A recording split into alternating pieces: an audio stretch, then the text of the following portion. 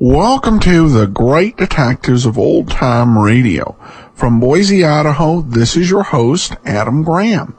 If you have a comment, email it to me, box13@greatdetectives.net. Follow us on Twitter at Radio Detectives and become one of our friends on Facebook, facebook.com/Radio Detectives.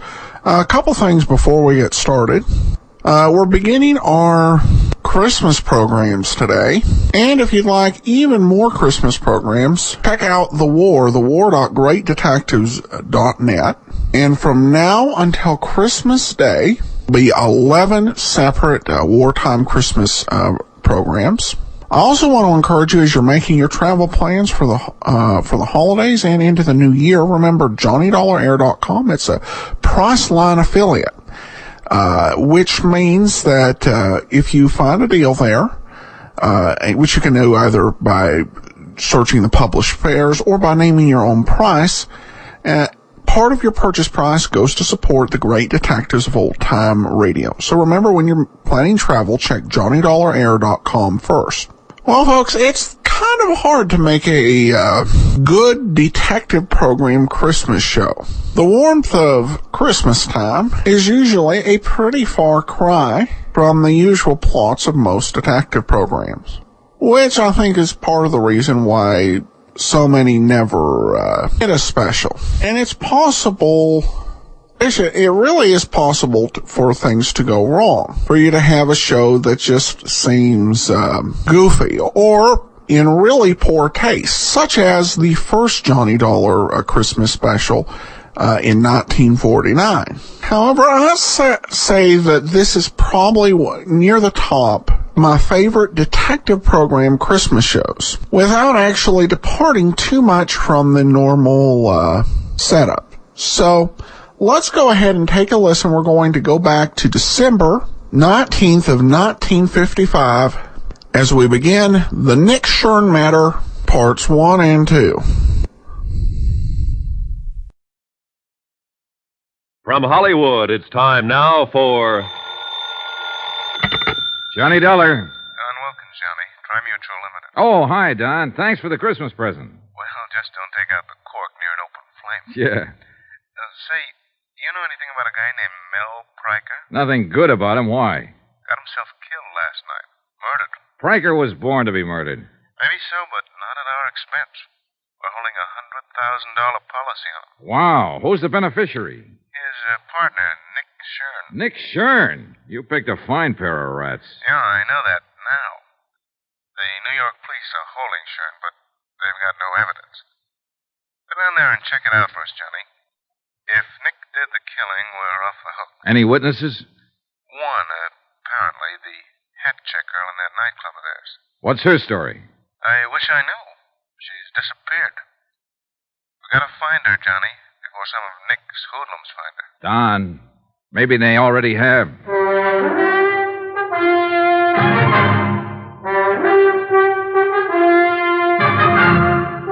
Tonight and every weekday night, Bob Bailey in the transcribed adventures of the man with the action-packed expense account, America's fabulous freelance insurance investigator. Yours truly, Johnny Dollar.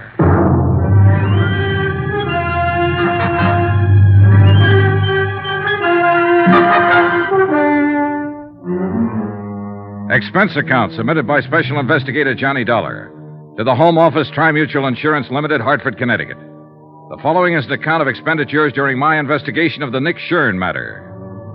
Item 1, 2280, transportation to New York, tips and incidentals, and taxi fare to the office of Lieutenant Ed Rafferty, Homicide Division, the man in charge of the case. Oh, hiya, Johnny.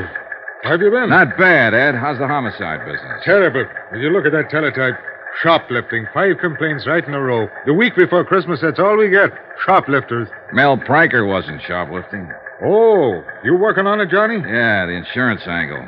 Nick Shern's the beneficiary. $100,000 policy. Well, you got a tough one, boy. Shurn killed him all right, but I don't think we're going to be able to stick him. Come on in the office. Hey, you know what that kid of mine wants for Christmas? Marilyn Monroe? Oh, next year, Johnny. He's only 10, you know. Go ahead. Okay, thanks. No, he wants a motorbike. Can you tie that? 10 years old, and he says he needs a motorbike. Have a chair. Okay. Well, look, I know a factory representative here will make you a good deal on one, Ed. Oh, now, forget it, Johnny. No, I was 14 before I even had a pair of roller skates. And then I had to buy them myself. Yeah, kids are spoiled today. That's the half of what's wrong with them. There's the file on the case. What little we've got. Okay. Uh-huh. Yeah, how'd it happen, Ed? You mean, how do I think it happened? That's good enough for me. Mel Pryker and Nick Shern were both in the rackets for years, as you probably know. Yeah, I've heard rumors. Well, a while back, they teamed up and opened a string of supper clubs. That's where Pryker got it, in their main club, the Ches Colette. Strictly legitimate, huh? Yeah, more or less, I guess. They could afford to be. The dough they were making and arguing over, according to the word around. That's the reason for the killing, the way you see it. Sure. Nick figured if half was good, all the take would be twice as good. And the insurance on top of it. You're a fast one, Johnny. Anyhow, several people heard the shots about 2:30 in the morning, it was, right after the club closed, but none of them bothered to report it. The clean-up crew came in at 3 and found Pryker's body. He was lying in his office, shot twice, gun on the floor beside him, no prints. It was his own gun, and it was kept there in his desk. Where was Nick Shern? Well, we picked him up an hour later at another one of their clubs. The manager was with him, and, Benny Stark. Now, he used Benny, yeah, I know. Trigger man for Nick's mob in the old days. 15 years overdue for hanging. That's our Benny. Anyhow, they both swear that Nick was there from 1:30 on. Uh-huh. What about a paraffin test, Ed? Positive, clear to the elbow, and you can throw it out the window. What do you mean? Earlier that evening, Nick spent 2 hours at a shooting gallery uptown, firing a pistol. Ooh, smart, huh? He really planned for it. He really did. Without a witness, we haven't got a chance. I understand there was a witness. Some girl who was mixed up in it. Easy, Johnny. You're talking to a Rafferty. So the girl's Irish. Miss Kathleen O'Dare. Old country, back 3 generations. County Kildare. Then naturally she's as innocent as a newborn babe. Naturally. Then how does she figure? Well, a taxi driver who knows her said that he saw her leave the club 5 minutes after the shots. She denied it, said that she left at closing time. Well, now, in my book, she was lying. Scared to talk, huh? Paralyzed. And with plenty of reason. You know Shurn's reputation. Well, what about the cab driver? Now, I changed his story. He said it might have been some other girl he saw. Oh, no, don't tell me, Ed. Let me guess. That's right. His name's O'Toole. Yeah. And I forgot to mention that Kathleen's pretty. Naturally. Anyhow, I let her go. I had to. And when I went around to talk to her this morning, she'd flown the coop. Any chance some of Nick's boys grabbed her? I don't think so. It looked more like she came home, packed in a hurry, took her kid, and blew. Kid? 8-year-old daughter. Irish and a mother, too. I was on sacred ground. Oh, I was fingering me gun. No, seriously, Johnny. Would you find her? She may be able to break Nick's alibi, and it's our only chance. And it might be her only chance. Nick Shern's not the boy to leave a loose end lying around. I know. I've got 30 men checking bus depots, airlines. And no luck, huh? In this mess at this time of year, I'm a hard-boiled cop, Johnny. I've got no Christmas spirit. I'm glad it only comes once per annum. Well, there's not very much to go on, that's for sure. I'll see what I can turn up, Ed. Check with you later. All right, that's fine. Oh, by the way, Johnny. Yeah? About that friend of yours. What friend? The guy with the motorbikes. How would I be getting in touch with him? Oh, yeah, his name's Ralph Sterner. He's in the phone book, office in the Mackley building. Hard-boiled cop. Well, the kid's only young ones. Yeah, sure. Now, you find that O'Dare girl. Find her, keep her alive, and get her to talk. How long have I got to find her? What do you mean? Nick Shern. How much longer can you hold him? Johnny, he was turned loose an hour ago. So that was it. A lot of maybes, a lot of questions, and a lot of pressure. A job to be done and done fast. Find one Kathleen O'Dare, former hat check girl at the Chez Colette. Keep Nick Shern's hoodlums away from her, and persuade her to talk. And 3-1, Nick was looking for her, too. He was free now, on the loose. And he might be anywhere. Only the way it turned out, he wasn't just anywhere. He was in one particular place. Johnny. Parked right smack in front of the precinct station. Over here, Johnny. He was sitting in the back seat of a sedan, and his trigger man, Benny Stark, was at the wheel. Been a long time, hasn't it, Johnny? About 5 years, as I remember it, Nick. It was that warehouse robbery over in Queens when you got away with $40,000 worth of furs. You've forgotten. I was acquitted on that one. Oh, yeah, I know. After they pulled the only witness out of the East River, his feet in a bucket of cement. Just coincidence. I never seen him before. You've seen Miss O'Dare before. Sure I have. She works for me. She's a good kid, Johnny. So I hear. I wouldn't harm a hair on that girl's head. She'll be relieved when I tell her that. Get in. I want to talk to you. No. Sorry, Nick. I like it fine, just the way it is. In the car, I'd be outnumbered. You got me all wrong, Johnny. I don't play that way anymore. What about Benny? Has he reformed, too? Well, if that's what... Benny, go take a walk. Yeah, boss, but... I said go take a walk. Okay.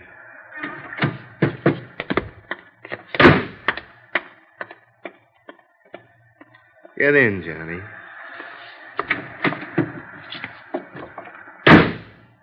All right, what's on your mind, Nick? You working on this case? Yeah, I'm on it. Why? That's what I figured. I was talking to my lawyer in there and saw you go to Rafferty's office. I guess the insurance company's going to try to welch on that claim. It's your party, Nick. You talk. I got a better idea. What's that? You know, it's real nice out in Las Vegas this time of year, Johnny. A man could have a lot of fun out there for the next month with maybe $10,000 to play with. What man are you talking about? You. I don't have $10,000. You will. 30 minutes from now, if you say the word. Oh, Nick, you're lucky we're not standing out there on the sidewalk. In a car seat, I haven't got room to swing. Still a fool, huh? I don't know. Why don't you write me about it? You'll have plenty of time. Up there in the death cell. Suppose I didn't make any claim on that policy. And you wouldn't have any reason to stay on the case. No sale, Nick. $100,000 is a lot of money. I'd want to find out why you didn't make a claim. You know why. You're out to pin this on me, and so are the cops. A man with a record hasn't got a chance. You should have thought of that before you killed Mel Pranker. Want to know something, Johnny? I didn't kill him. Well, I'm betting you did. What do you care who killed him? You're not shedding any tears over it. No, but I'd sure hate to see you get away with it. And I'd hate it even more if anything happened to that girl. Kathy O'Dare? Now, what could happen to her? She just might fall in the river. She probably thinks she's safe as long as she hides from the police and refuses to talk. She doesn't know you very well. You had me all wrong, Johnny. You know, you hear a lot about peace on earth, goodwill toward men around this time of year. Well, I don't have much goodwill toward the kind of rat you are. And I figured there'd be more peace on earth if you weren't on it. Push me, and maybe that's what'll happen. Well, at least that's fair warning. Yeah, it's fair warning. I'm going to tag you for this, Nick. You can count on it.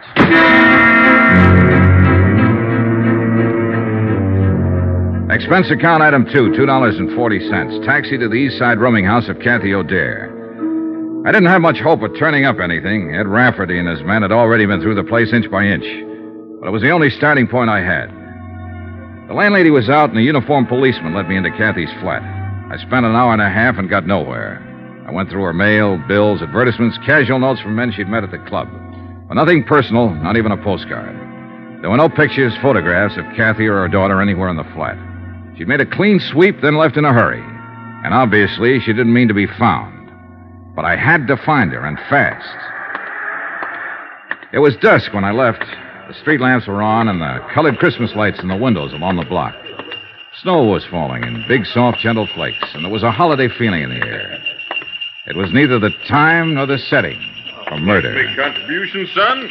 Give a little something to help the poor. Oh, sure. How's it going this year, Santa? Oh, it's better than usual, but it just seems there's never enough to go around, no matter how... Well, bless you, son. Thank you kindly. Don't mention it. Good luck, Pop. Thank you, son.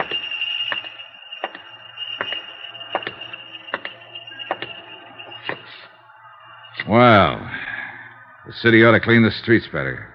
I've been waiting for you. Sorry, Benny. It's not my day for punks. Get some friends who want to talk to you. Start walking, Johnny, down the alley. It's dark down there. Start walking. This ain't just my hand in my pocket. It better be, Benny, with 2 cops standing up there on the porch watching. What are you talking about? There ain't no cops. I smashed him in the mouth and knocked him flat, followed it up and kicked his gun in. Got it. He rolled over, came to his feet, and rushed me. I was hoping he would.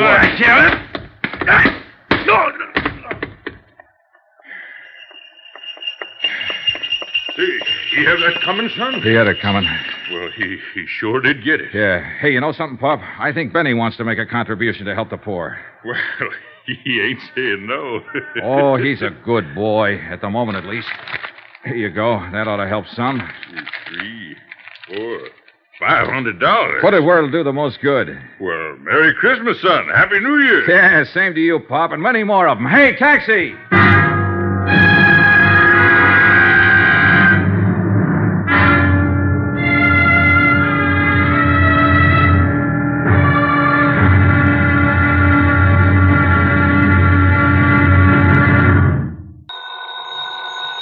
Johnny Dollar. This is Mrs. Gottler speaking. Gottler? I'm Kathleen O'Dare's landlady. Oh, You yeah. left word you wanted to talk to me. That's right. I'm trying to find Miss O'Dare. Do you know where she is? You a friend of hers? I think I will be once I meet her. I'm an insurance investigator. I want to help her. That's what the other one said.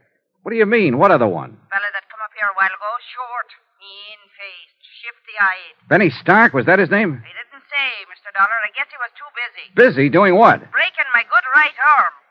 I'll be right over.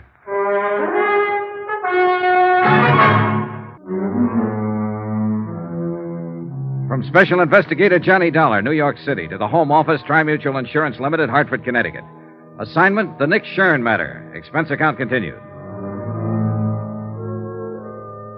Item 5, $2.30. Taxi to Mrs. Gottler's rooming house, the place Kathy O'Dare had called home until she disappeared.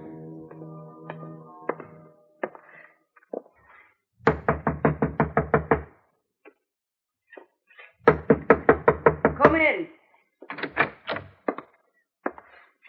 Get your hands off. Mrs. Gottler. That I, Well, look, I'm Johnny Dollar. I talked to you on the phone. It's all right. You can put that gun down. Well, I guess it's you all right. I'm sorry, Mr. Dollar, but I've only got one good arm left, and I'm aiming to keep it. Pull up a chair. Thanks. Oh, kind of rough boy, huh? I'd have showed him who was rough if I could have got a hold of my gun. I'd have blasted him, Christmas week or not. I'd have blasted him, Mr. Dollar. Yeah, I know how you feel. And me with all these presents to wrap. How can you wrap presents with one arm? Bad as being a paper hanger. Well, I'll be glad to help out, Mrs. Gottler. I won't guarantee what they'll look Well, like. now, I sure do appreciate it, and don't worry about their looks. I got to get them wrapped, that's all. Oh, let's see now. This paper goes on that one. Oh, all right. It's a water muffler for my nephew over in Brooklyn. You know them terrible winters they have over there. Oh, yeah, they're frightful. Of course, it may be better this year. The Dodgers won the pennant. Nothing but luck. It won't happen next year. You never know. Hey, tell me something, Mrs. Gottler. How come Benny worked you over? Why did he break your arm? Here. Stick this card on it as soon as you get the ribbon tied. Oh, okay. No time of year like Christmas, Well, he wanted to know where Kathy went. When I said I didn't know, he jumped onto me. Said I was lying. If I could have got hold of that gun. Where did she go, by the way? You aiming to break my other arm, Mr. Dollar? With all these packages to wrap? Here, hold your finger on that knot. Tie it tight now. Them postmen in Brooklyn are always busting things open. No. There. Well, that's one down. Where did you say she went? Oh, I didn't. No, this one I'll deliver myself, so it don't need to be wrapped so careful. All righty. Kathy lit out of here in the middle of the night. You think I'd sit up 24 hours a day spying on my roomers? You might, if the roomer happened to be one of your special favorites. Who told you that? What's the difference? She was, wasn't she? Kathy was everybody's favorite. Anybody that ever met her. Oh, you'll meet them as make remarks about a girl that works in a nightclub. But I'll tell you one thing, Mr. Dollar. Kathleen O'Dare's as fine a lady as you'd ever care to find. And I would care to find her. Well, good luck to you, then. And if you do, let me know where she is. You helped her pack, didn't you? Now, how did you know that? Here. That's about as good as I can get it. Be careful when you deliver it, though. It's not tied very tight. I didn't know, Mrs. Gottler. I was guessing, but it figured. Kathy was scared half to death when she packed up and left here. All she had on her mind was to run and hide. She wouldn't have thought of stripping that flat, taking out every bit of personal identification. Somebody had to help her. Now, where'd she go? I don't know. Look, you don't get the idea. I'm on her side. She's up against a rough deal and doesn't even know it. You've got a sample of the way those boys play, and that was only a sample. With Kathy, it'll be a whole lot worse. They're looking for her, and sooner or later they'll find her. Her only chance is for me to get to her first, so you... I'm not lying, Mr. Dollar. I don't know where she went, and that's the truth to help me. I tried to get her to tell me, but she wouldn't. She said if I knew it would be dangerous for me. I helped her pack, yes, but I don't know where she was going. Well, that's sad, I guess. I don't know where to turn next. She apparently didn't have any other close friends. I don't even know what she looks like. I've never even seen a picture of her. I was hoping you Well, if that'll do you any good, I've got one right here in my sewing basket. One what? A picture. What did you think? She gave it to me about a year ago. But she'd never had many taken, but here it is. Thanks. Real pretty girl, don't you think so? Yeah, she's lovely. Well, at least I'll be able to When was this taken, Mrs. Gutler? Now, how should I know? 3 or 4 years ago, I guess, before she come here to the city. This photographer's address, the name of the town, is that where she came from? Branbury, Michigan? Why, yes, that's her hometown, Branbury. I'd forgotten the name of it. And she was just talking about it a week or so ago. She wanted to go home for Christmas, but she said she couldn't see. Mr. Dollar, do you think she might? Maybe. It's the most likely place a scared girl would run to, home. Anyway, it's worth a chance. Mrs. Gutler, I love you. Why, Mr. Dollar. Why, Mr. Dollar. Expense account item 6, $88.35. Hotel and incidentals in New York and transportation to Branbury, Michigan. Branbury turned out to be a lumber village, half hidden among the pine-covered hills. It was a little bigger than a wide spot in the road, but not much bigger. A foot of new snow had fallen within the past 24 hours. A fluffy white blanket lay softly on the trees and the housetops and filled the deep hollows in the frozen ground. Men in bright red flannel shirts drove horse-drawn logging sleds through the forest trails, and their shouts sounded sharp and clear, a crystalline tinkle in the icy air. Branbury looked like the place where Christmas was invented. It was beautiful. And very quiet when it came to putting out information. I found it out first when I tried the local telephone operator.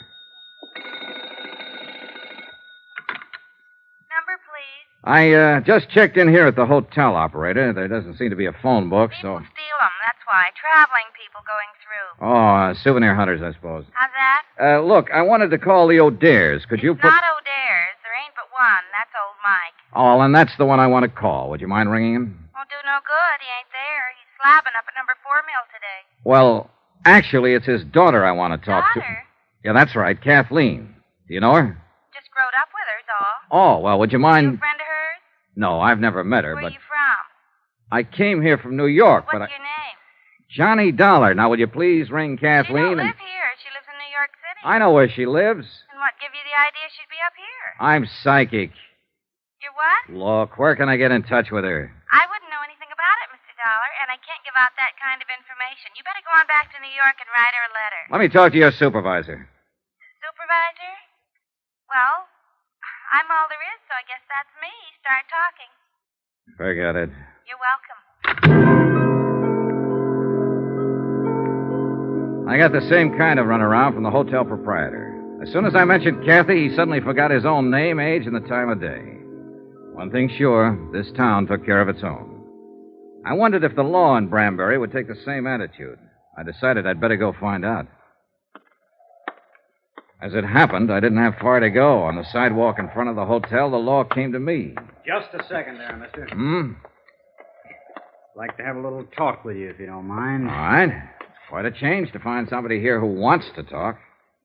I understand you just got in from New York. Here on business? Look, you know why I'm here, but now everybody in town knows. Got any identification on you? Yeah. Have you? My name's Martin, Dan Martin. I'm the deputy sheriff in charge of this part of the county. Oh, then you're just the man I was looking for. Is that so? I'm Johnny Dollar, insurance investigator. I'm looking for a girl named Kathleen O'Dare. Do you know where she is? What do you want with her? I'm working on a murder case. She's a witness. Is there any kind of a charge against her? No, I just want to talk to her. What makes you think she's here? Are you a friend of hers, Mr. Martin? I've been in love with Kathy since we went to grade school. I'd be willing to die for her. Does that answer your question? All right, let me put it this way. You think you're helping her by hiding her out. All of you think so. But you're wrong. You're helping her right into her grave. Kathy doesn't figure it that way. She's scared. She doesn't know what she thinks. I know these boys who are after her. They don't play kid games. And sooner or later, they're going to find her. So if you love her and if you know where she is, you better take me to her before it's too late. I don't know. I don't know what it is Kathy's mixed up in. I didn't want to ask her.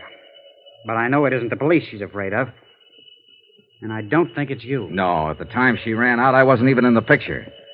I'm on her side, too, Mr. Martin, and I've got to see her. Go talk to her father, old Mike. See what he thinks. He's not at home right now. Yeah, I know. He's out at number 4 Mill. How do I get there? The county pickup truck is parked down the block.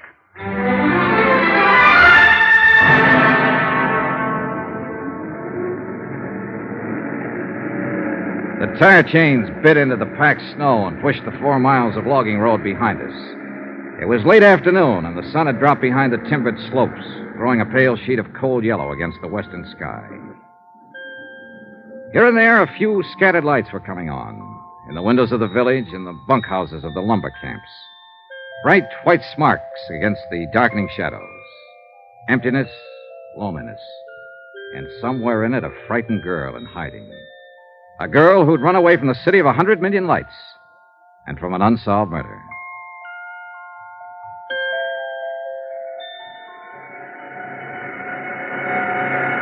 Mike O'Dear was winding up a job working at the big slabbing saw, and I stood by and waited for him to finish.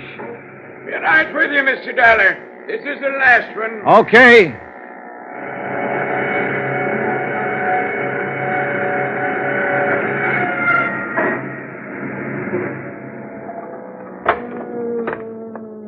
Well, that's the last of it now till after Christmas. Yeah, I'm sorry to keep you waiting. That's all right, Mr. O'Dear. My name is Johnny. Never mind. I know all about you. Dan Martin phoned. Said you was on your way out. Mr. Dollar, the answer is no. I see. I've thought it over since Dan called. Before I'd have anything happen to Kathy, I'd rather see 10 murderers going home. Now, look, hiding out won't help. As long as Nick Shern is free, Kathy's in danger. He can't hurt her if he can't find her. I found her, Mr. O'Dear. Just by luck. There's not one chance in a million of... Sounds like a car. Who the tarnation would drive out here this time of the evening? We walked over to the big doors. The car had stopped about 20 yards away. A man got out and turned toward us. I was standing under the dock light, so he recognized me before I got a good look at him. He jumped back in the car and went for his gun. Benny Stark. Get back, Mr. O'Dear. It was too dark to get a decent shot. I tried once more and missed, and the car disappeared behind the trees. Mr. Dollar, who was it? Was that one of them? That's right, Mike. They found her.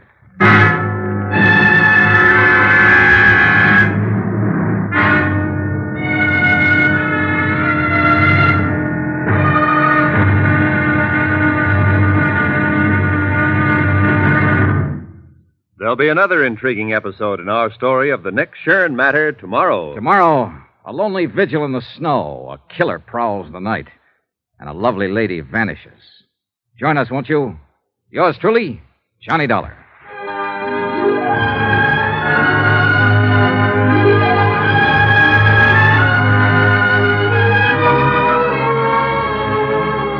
Yours truly, Johnny Dollar, starring Bob Bailey, is transcribed in Hollywood. Written by Les Crutchfield. It is produced and directed by Jack Johnstone.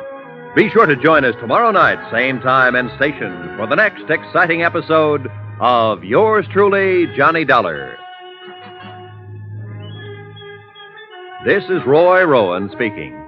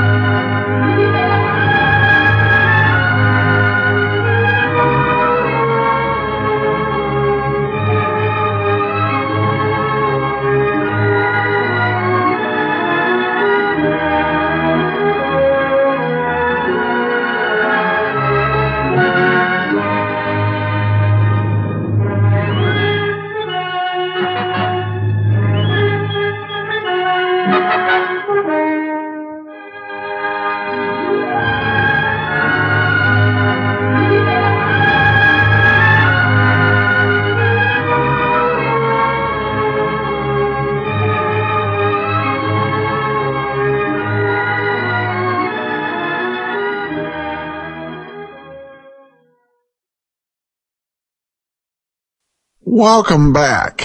I really do love this episode and the way it's set up. It shows just the wonderful combination of toughness and kindness in Johnny Dollar. On one hand, you see Johnny very tough with Nick Shern and not afraid to take down one of his boys a peg or two. On the other hand, the just warmth and humanity as he's talking to the landlady. It's just a great contrast in this character, and still a very interesting story. And be sure and listen on Wednesday as we continue. Now we turn to listener comments and feedback. And Lucas comments regarding the matter of reasonable doubt, but he says, first, I just wanted to say thanks for digging those episodes up and putting them out there for us. I'd never heard of Johnny Dollar before I started listening to your podcast a few years ago. He's pretty quaint, don't you think? I agree with you on the matter of reasonable doubt. The girl was the best part of the whole series. I'm surprised with all the speculating Johnny did about the old lady's motivation for calling off the trust. He didn't consider the young girl's safety as a motivator. Maybe Johnny had a tumor in that episode. It seemed a pretty basic assumption to me. Well, Lucas, the one thing I think we have to give Johnny on this is Johnny knew where Susan was. She was with the newspaper editor and was safe and sound. So I think that being the case, in reality, he probably missed what lies they might have told her. Though I do still think he should have thought of it. And he says, anywho, thanks again and keep up the good work. I don't know if you care, but I listen to you on Stitcher these days, 400 hours worth of detectives. Wow, that is quite a bit. I don't know, if you use Stitcher, can you just download all of them? That means that if you got stranded on a desert island, if you could find some way to keep the battery going, you could listen to it every waking hour for 25 days. Got to get that in folks' emergency kits. Well, thanks again so much for the comment, Lucas. That'll do it for today. And we'll be back tomorrow with the amazing Mr. Malone. And we'll continue on with the Nick Shern matter on Wednesday. In the meantime, send your comments to box13 at greatdetectives.net. Follow us on Twitter at Radio Detectives and become one of our friends on Facebook, facebook.com/Radio Detectives. From Boise, Idaho, this is your host, Adam Graham, signing off.